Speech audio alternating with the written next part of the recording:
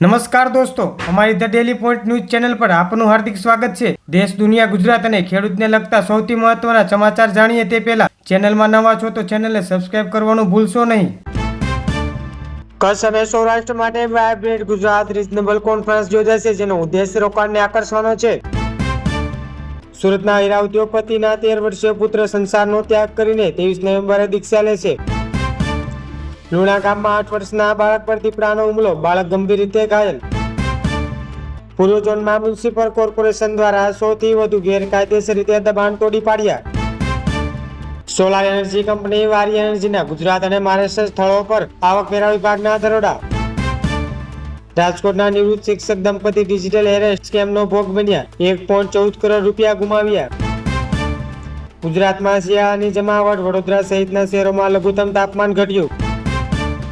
ઉનાના કેસરિયા ગામ નજીક કાર અને બાઇક વચ્ચે ગંભીર અકસ્માત થતા 3 લોકોનું કરુણ મોત।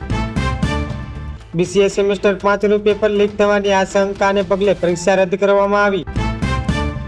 કડીની હોલી ફેમિલી સ્કૂલમાં ધોરણ 6 ના વિદ્યાર્થીએ બીજા માળેથી છલાંગ લગાવી આત્મહત્યા કરી, પોલીસ દ્વારા તપાસ શરૂ। આરટીઈ હેઠળ પ્રવેશ પામેલા વિદ્યાર્થીઓ સાથે ભેદભાવ બદલ સુરતની 7 શાળાઓને દંડ ફટકાર્યા। અમદાવાદ પોલીસે 10 વર્ષની ફરાર ઓડિશા ડ્રગ્સ માફિયાની ધરપકડ કરી। મહારાષ્ટ્ર વિધાનસભા ચૂંટણીના પરિણામે અને એક્ઝિટ પોલ પર દેશની નજર। કેન્દ્ર સરકારે છેલ્લા 4-5 મહિનામાં 2.25 કરોડ આરોગ્ય રેશન કાર્ડ રદ કર્યા। રાજ્યના રાજ્યપાલો દ્વારા બિલને મંજૂરી આપવાની સમય મર્યાદા નક્કી કરવા અંગે આજે ચુકાદો આવી શકે છે। દિલ્હી બ્લાસ્ટ કેસમાં વિદેશી ડિગ્રી ધરાવતા ડોક્ટરની પૂછપરછ શરૂ।